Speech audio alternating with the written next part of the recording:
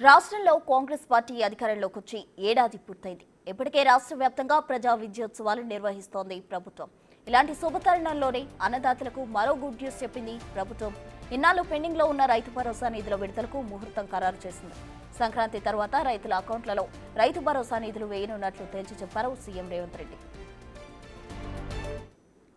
రైతు రుణమాఫీ కావచ్చు, రైతు భరోసా కావచ్చు, రైతుకి ఇస్తున్న బోనస్ కావచ్చు, నిరుద్యోగ యువకులకు ఇచ్చిన 55,000 ఉద్యోగాలు కావచ్చు, ఫ్రీ సిలిండర్ కావచ్చు, ఆరోగ్యశ్రీ కావచ్చు, అన్ని పథకాలు మనం అమలు చేస్తున్నాం, ఇంకా చేస్తాం.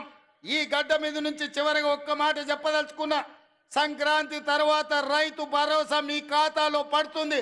వాడో వీడో ఏదో చెప్పితే ఎవ్వని మాట వినకండి. ఆనాడు ఒట్టేసి చెప్పిన రుణమాఫీ చేస్తా అని చేసి చూపించిన ఇవాళ మళ్ళీ మీకు చెప్తున్నా. తెలంగాణ రైతాంగానికి నల్గొండ గడ్డ మీద నుంచి మాట ఇస్తున్నా. సంక్రాంతి పండుగ తర్వాత మీ ఖాతాలలో రైతు భరోసా గలగల పడుతుంటే బీఆర్ఎస్ వాళ్ళ గుండెలు లబడబ కొట్టుకోవాలి. అదే విధంగా నల్గొండ రైతాంగానికి, తెలంగాణ రైతాంగానికి విజ్ఞప్తి చేస్తున్నా. సన్నాలే పండించండి. సన్నాలకు 500 రూపాయల బోనస్ ఇచ్చి మీ పంట కొనే బాధ్యత, చివరి గింజ వరకు కొనే బాధ్యత మన ప్రభుత్వం తీసుకుంటుంది. మీ బోనస్ మీ ఖాతాలో పడుతుంది. ఎవడెన్ని చెప్పినా నమ్మకండి. మీరు నమ్మకంగా సన్నాలు పండించండి.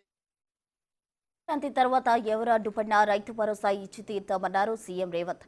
పంట సాగు చేసుకునేందుకు ఎకరాకు 15,000 చొప్పున వారి బ్యాంకు ఖాతాలో జమ చేస్తామని హామీ ఇచ్చారు. ఖరీఫ్ రబీ సీజన్లో 7,500 చొప్పున 2 విడతల్లో ఈ విధులు వేస్తామని గతంలో ప్రకటించారు.